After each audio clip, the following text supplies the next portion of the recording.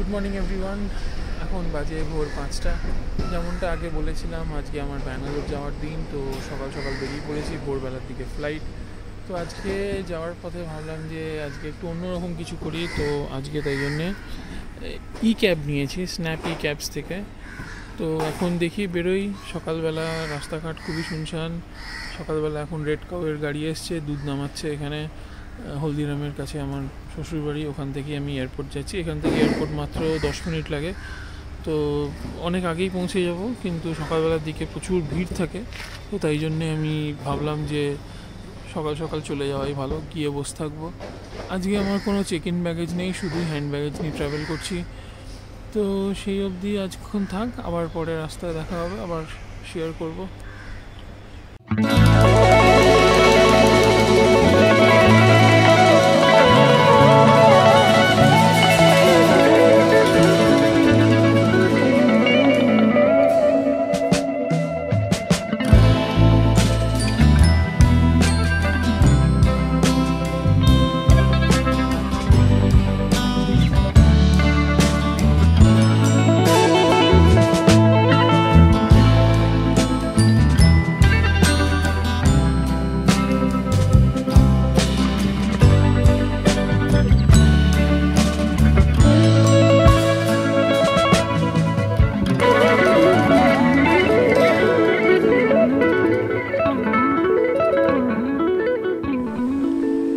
তো যেমনটা বলছিলাম, এখন বাজে 5টা 15।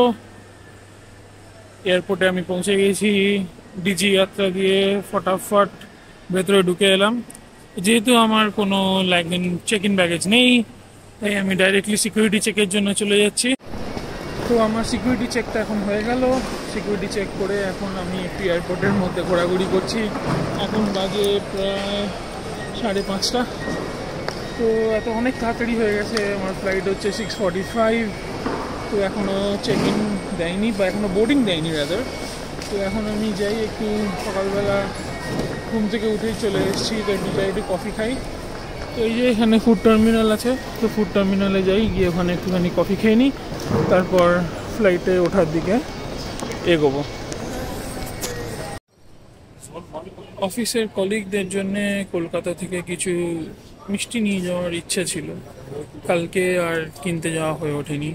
তাই এখন এয়ারপোর্ট থেকে ফ্লুরিজের একটা প্লাম কেক নিয়ে নিচ্ছি, প্লাস কফি, দুটো মিলিয়ে একদম বাগের বাচ্চা দাম। এখানে এয়ারপোর্ট থেকে কিছু নেওয়া মানেই একদম 18 ঘা যাকে বলে।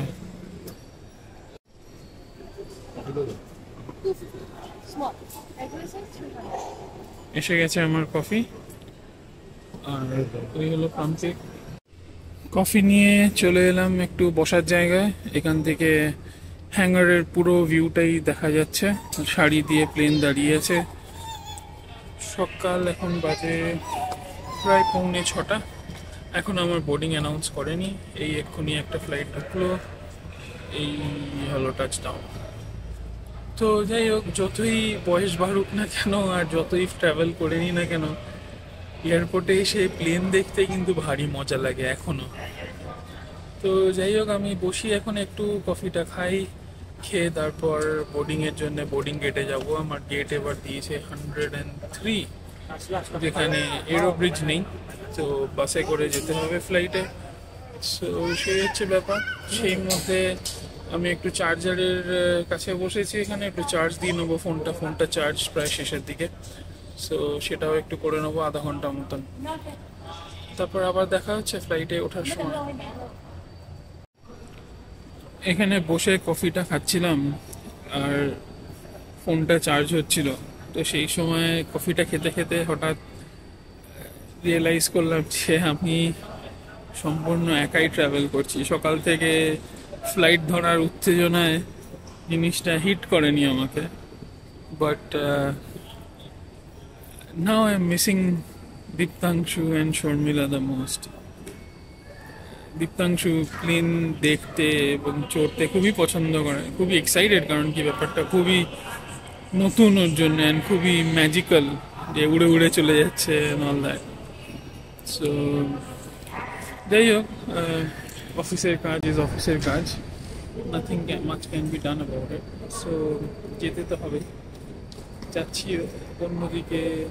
শর্মিলা এখন দীপ্তাংশুকে রেডি করছে। একটু আমি ফোন করেছিলাম, বললো যে দীপ্তাংশুকে এখন রেডি করছে স্কুলের জন্য, ওর 6:30-তে বাস আসবে।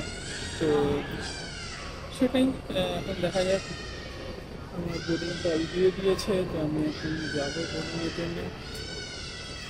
যাই, let's get on with the journey. মন খারাপ তো থাকবেই। ও and before I forget, this is what I got for my office folks. তো এটা ফ্লুরিস থেকে একটা plum cake tin. So this should be good. যতজন আছে সবার ভালো মতনই হয়ে যাওয়া উচিত। বোটিং এর জন্য এখন যাচ্ছি। গেট থেকে স্ক্যান করে বেরোলাম, এখন বাসে করে যেতে হবে বোটিং এর জন্য।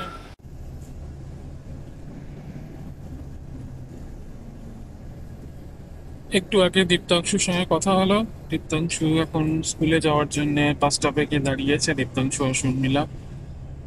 তো একটু দুঃখ করছিল, দীপ্তাংশু বলছিল যেও না, কিন্তু করার তো কিছু নেই, যেতে তো হবে। ওটাই ওকে বুঝিয়ে বলার চেষ্টা করলাম। ওর মাও মাঝে মাঝে ট্রাভেল করে, যেমন আপনারা দেখেছেন। এখন আমার পালা আর কি। চাকরির বিড়ম্বনা, করার কিছু নেই। যাই হোক, আমি এখন এয়ারক্রাফটের দিকে যাচ্ছি, বাসে আছি এখন। তো এই হলো ঘটনা। যাই দেখি এয়ারক্রাফটটা কত দূরে রাখা আছে। লাইন দিয়ে ইন্ডিগোর এয়ারক্রাফট, এর মধ্যেই কোনো একটা আমাদের হবে।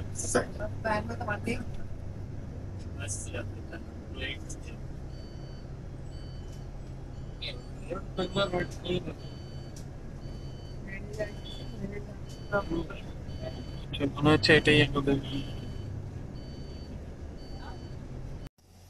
এয়ারক্রাফটের কাছে। আমি পৌঁছে গেছি, এখন বোর্ডিং এর সময়। ফাইনালি এয়ারক্রাফটে উঠে যাব, তারপর আবার আপনাদের সঙ্গে কথা হবে। রেণু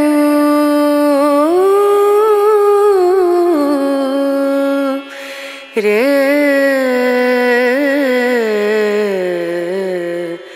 no dim dum da na da dim da na na dim dum da na da dim da na dim dum da na dim dum da na da dim da na o da ni da na di da na na o da ni da na. Some advantage of flying on a corporate booking, সঙ্গে একটা sandwich আর একটা Coke. সকাল সকাল খিদেও পেয়ে গেছিল, আমি কিছু খাইনি এয়ারপোর্টে, আর কিছু খাইনি, শুধু কফি ছাড়া। তো তাই স্যান্ডউইচটা এখন এনজয় করবো। এই জাস্ট ব্যাঙ্গালোর ল্যান্ড করলো ফ্লাইট, এখন এয়ারপোর্টে ঢুকছি, টার্মিনালে ঢুকছি রাদার, অ্যান্ড দেন ক্যাব নেবো, নিয়ে অফিসের দিকে রওনা দেবো। আমি এখন ব্লু স্মার্টের পিক আপ পয়েন্টের দিকে এগিয়ে চলেছি। ব্যাঙ্গালোর এয়ারপোর্ট বিশাল বড়, আর পার্কিংটাও ইকুয়ালি বড়, অ্যান্ড ইটস ভেরি কনফিউজিং। আর ব্যাঙ্গালোর এয়ারপোর্টের আরেকটা বড় সমস্যা which we have always faced is that it is so far from the city. আমার এখান থেকে অফিস হচ্ছে 40 কিলোমিটার। সো ব্লু, সো আমি এসে গেছি, এখন ক্যাবটা দেখবো কোনটা আমার আছে। তো আমি পেয়ে গেছি আমার ক্যাব, তো আমি এখন ক্যাবে উঠে যাচ্ছি।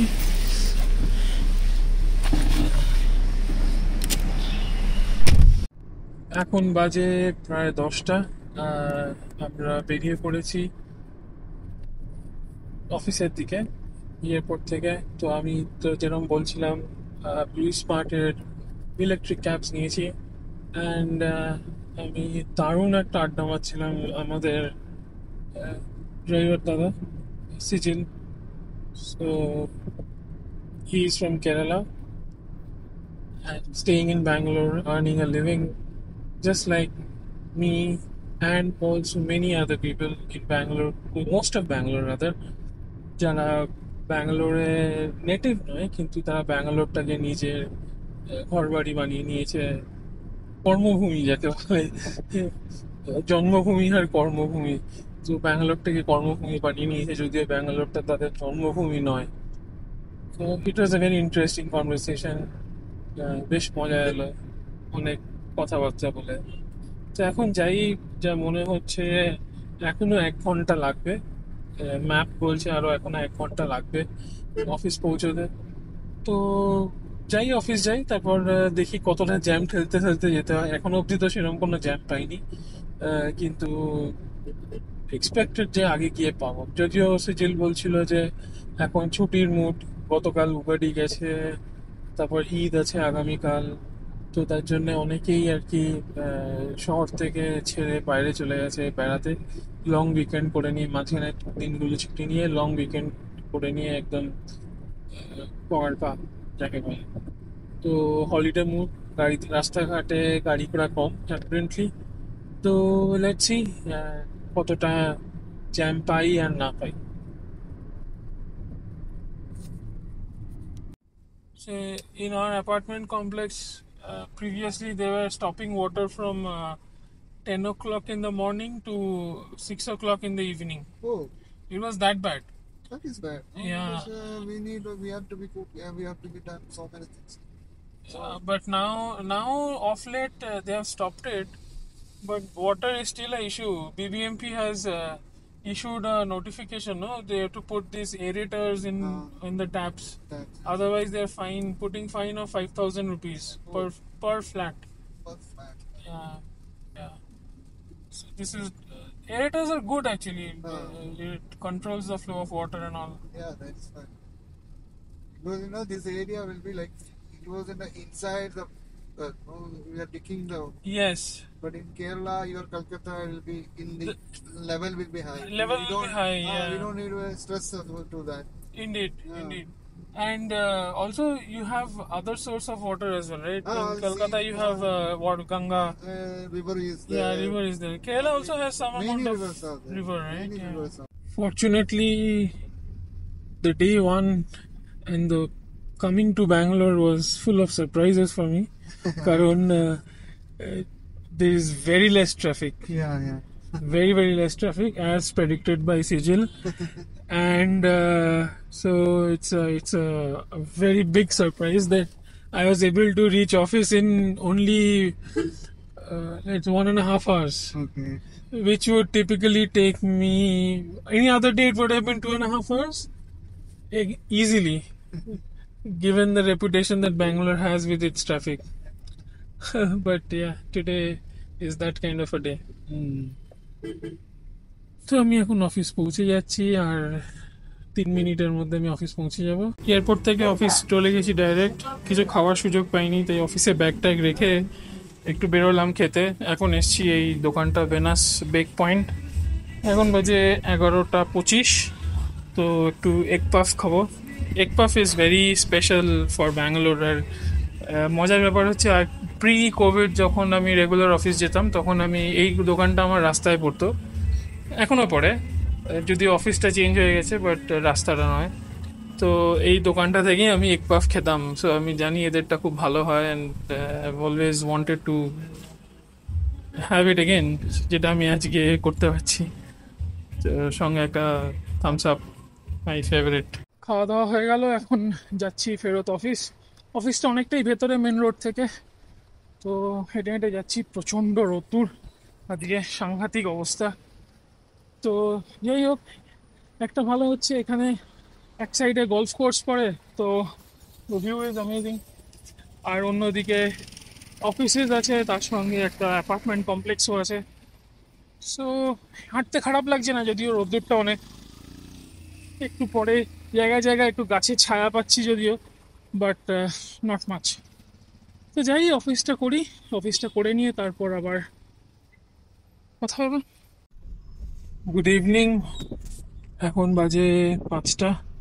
আজকের মতন অফিস শেষ, এখন বাড়ি যাচ্ছি। আমাদের বাড়ি হচ্ছে হালিউড রোডের ওখানে। তো অফিস থেকে প্রায় বেশ কিছুটা রাস্তা, প্রায় 12 কিলোমিটার মতন অফিস থেকে। এখান থেকে ম্যাপে দেখাচ্ছে 33 মিনিটস লাগবে। তো অনেকক্ষণ ওয়েট করতে হলো, করে উবারটা পেয়েছি। তখন বাড়ি যাই, বাকি কাজটা বাড়ির থেকে মেটাবো। আজকে সকালবেলা 4:30টার সময় ঘুম থেকে উঠে ফ্লাইটে করে এসে ডাইরেক্টলি অফিসে চলে এসেছি, তো তাই জন্য আর এনার্জিতে দিচ্ছে না। তো তাই জন্য এখন বাড়ি যাই, পরে আমার বাড়ি থেকে বাকি কাজটা মিটিয়ে নেবো। ফাইনালি বাড়ি পৌঁছলাম, এখন যাই দেখি বাড়িতে ঢুকে।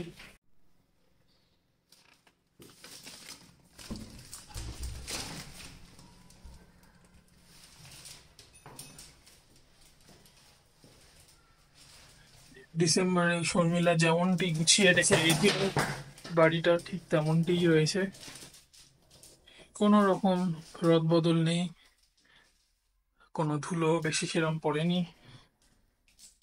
দারুণ কন্ডিশনে, থ্যাঙ্কস টু শর্মিলা অবভিয়াসলি।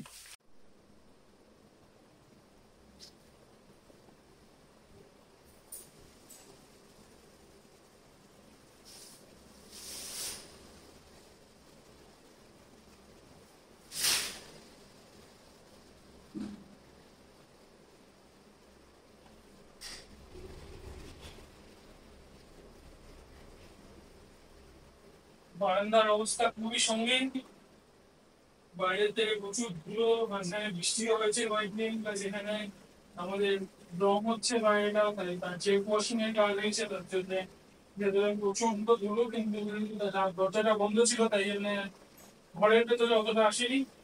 তো এখন বাইরেটায় বারান্দাটা বেশ ধুলো হয়ে গেছে।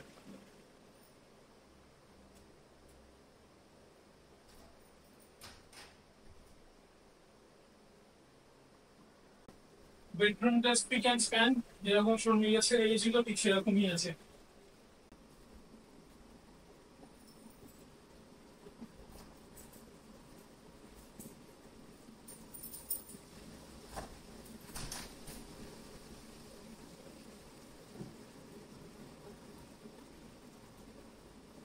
ঠাকুর ঘরটাও একদমই স্পিক অ্যান্ড স্প্যান, যেরকম ছিল ঠিক সেরকমই আছে, নো চেঞ্জেস হোয়াটসএভার। আর এছাড়া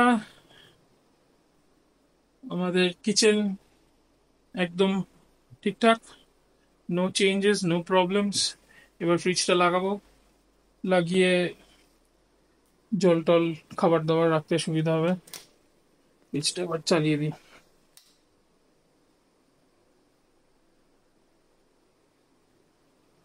তো এখন এই অবধি, এখন বাজে যেমন দেখতে পাচ্ছেন 6:05।